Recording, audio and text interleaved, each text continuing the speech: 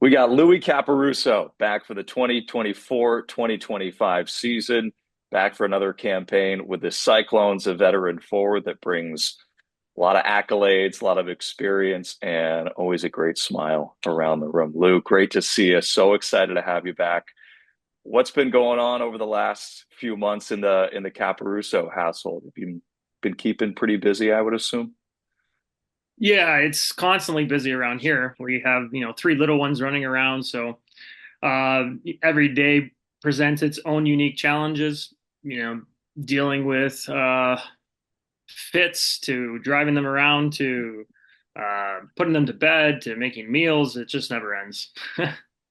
And I would assume that that gets interesting just as a pro hockey player. You're trying to train, you're trying to take care of your body to gear up for the season. How do you work that in? What does your summer training look like? I would assume it's kind of different than, I don't know, when you were prepping for another year at Michigan University, probably. 100%. Yeah. It's a much more tailored approach, I think, as you get older.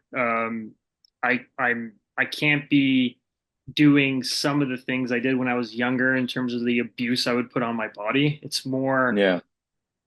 physiotherapy, but at the same time, training for my needs and training intelligently is more important to me than being brash about it. I typically want to get my training in before the day starts for my kids.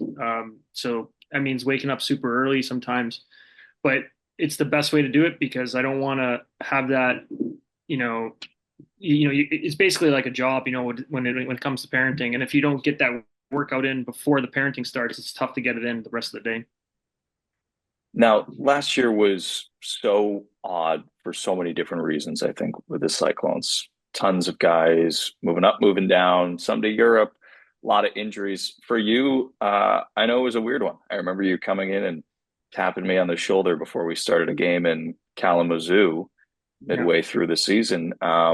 And you weren't back on the ice after that. How would you sum up the 23-24 season? Because I know it probably brought uh, a lot of difficulties in different ways.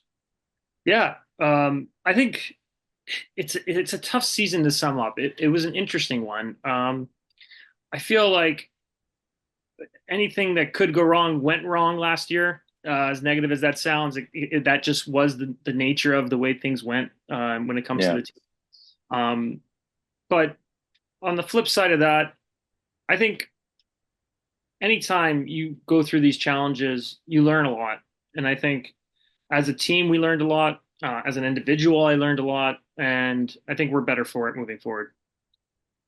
Moving forward, when did that kind of come into your head? How did you make the decision to keep this thing going and come back with the Cyclones for another campaign? Walk me through those kind of Yeah. discussions that you had. Yeah.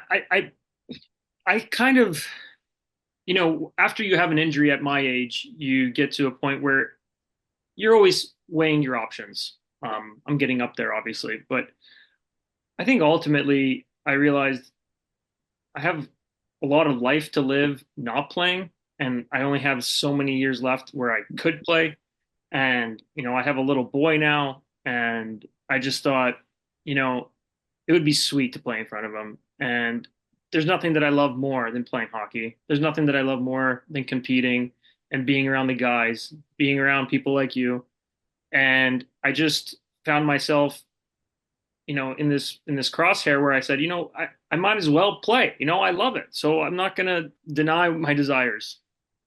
You mentioned the community and the people that you get around. Obviously, being injured and not being able to play the game you love stinks for so many reasons. But I think I even remember chatting with you in the spring.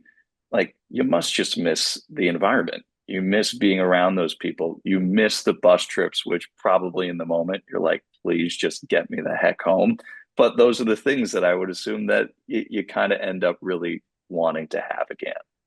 100%. Yeah, it's those things that I just think you can't mimic in any other profession.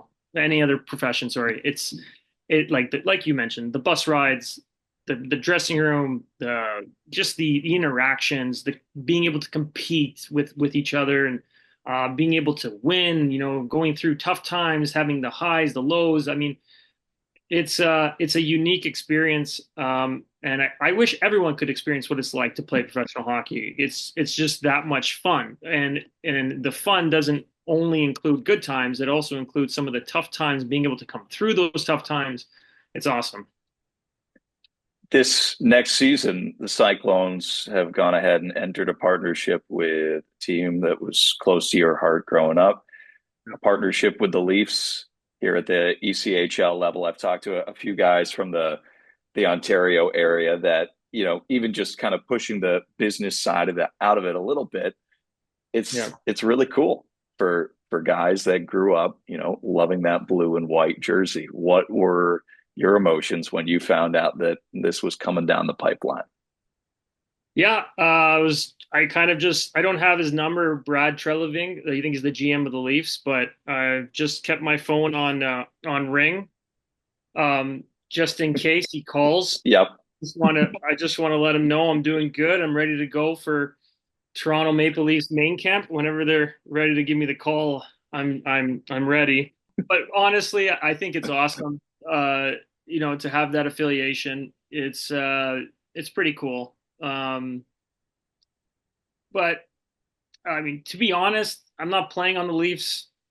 Uh, I'm playing on Cincinnati, and regardless of who our affiliate is, I always play for the Cyclones, and I compete for the Cyclones, and I compete for this city. It's a city that you love. You've been here for a few years now. You've made roots, you've made connections. Is this kind of worked out the way you thought it would? Is there anything that, about this lifestyle, the community that you found that you maybe wouldn't have expected? Yeah, I mean, my brother lived here before I came here, and I've had friends who played in Cincinnati before I came here, and I always heard amazing things about the city.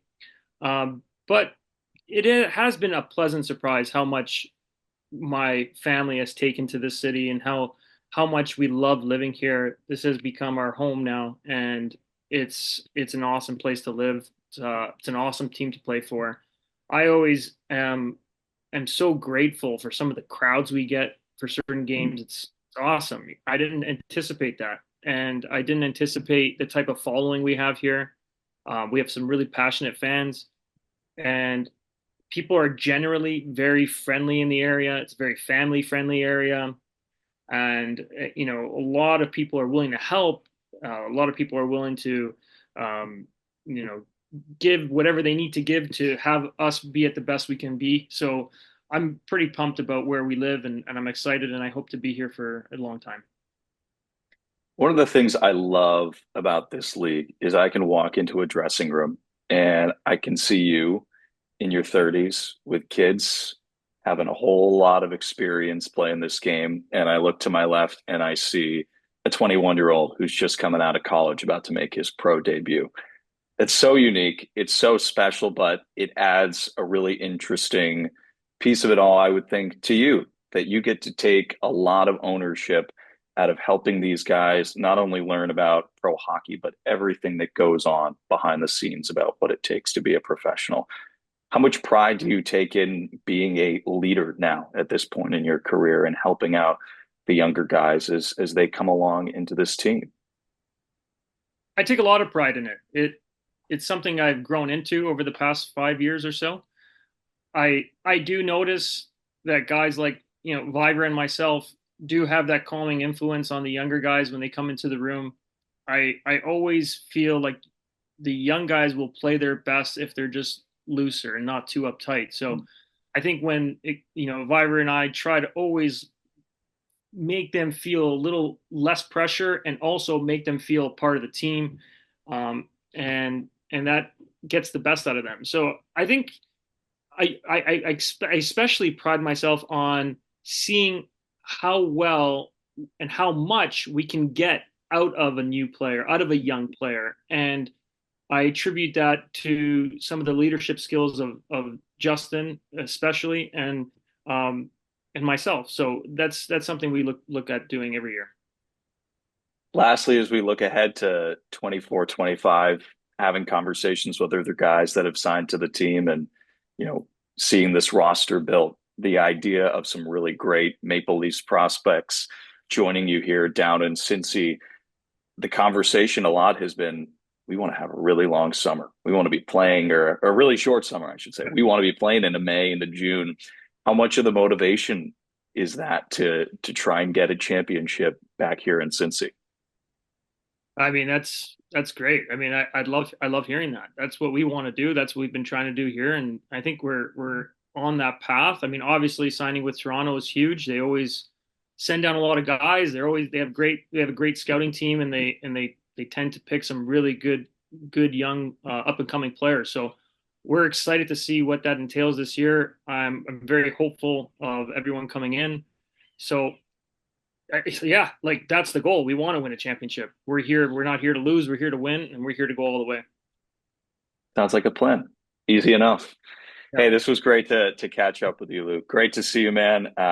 It's going to be here Thanks. in just a few weeks. We'll catch you on the ice, and I know All a right. lot of Cyclones faithful are very, very happy to see 23 back in Heritage Bank Center. So, all the Awesome. best to you and family the rest of the summer, and we'll catch up with you soon, man.